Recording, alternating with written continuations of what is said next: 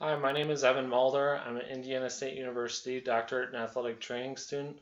Today I'm going to be showing how to perform an anterior to posterior tibial glide to increase knee flexion. A reason that you would use this type of technique or Maitland mobilization is potentially after surgery when you're looking to increase knee flexion, as well as um, potentially for an athlete that's struggling with knee flexion later on in the rehabilitation. What I'm going to do is I'm going to have the patient supine.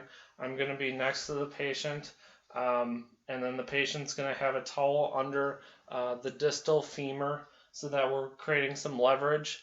Then after that, I'm going to stabilize above the knee, and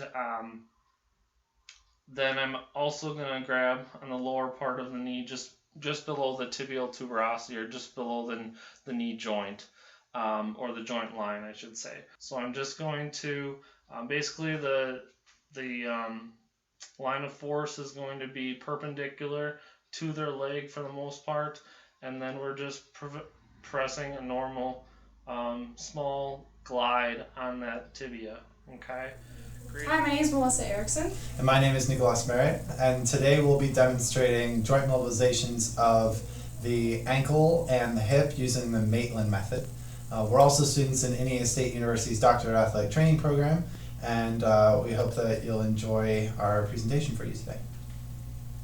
Today what we're going to be doing is I'm going to distract your hip a little bit, meaning I'm going to move it. You're going to be completely relaxed, so you can just chill out, hang out, all right? And then what I'm going to do is, one of the techniques I'm going to do, I'm going to put a bolster underneath your hip, and then I'm going to lift your leg up, and then you might feel a little bit of motion in your hip, you might feel a little pain. If it is there, then we'll want to see if it gets better over time as I do the technique. Okay. All right, do you have any questions? Nope. All right.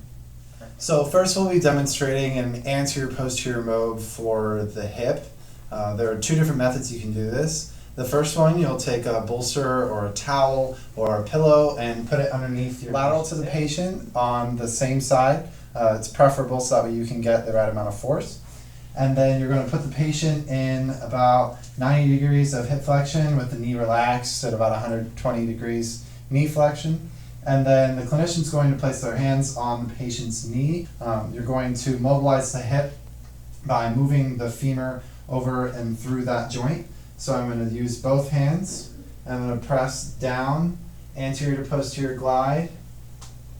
So today we're going to do kind of like a joint mobilization for you to kind of help with your ankle with the pain and help increase the motion so you can get that back. So you're in the perfect position. What I'm going to do, I'm just going to support here, and I'm going to push towards myself.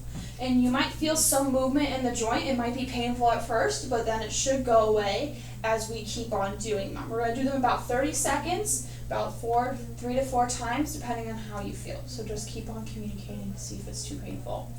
Any questions? What the goal you want to do this for your treatment is to help increase range of motion, and this can also be a really good one for pain, depending what grade of range of motion that you want to do. So specifically for the ankle, for this one, we're going to have them sitting up in a relaxed position, and we're going to have their knee bent like this with their foot flat on the ground. And so what you want to do is that you're going to take one hand and stabilize and just kind of put a slight posterior force on the talus. You're basically just kind of locking that in. Rest your hand on the foot. You're going to take the other hand. This one's going to do the motion, okay? Right behind, just up a little bit from the malleoli, right around here. And this one's going to provide an anterior force towards yourself. So what you do is that you hold it and then you just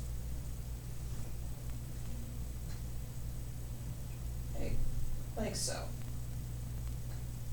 Again, this could be done you can do this about 3 to 4 times with like about 5 to 6 reps per set. You can go as long as like 30 seconds. Thank you for taking the time to watch this video. If you have any questions, you can contact us at the contact information in the description box below.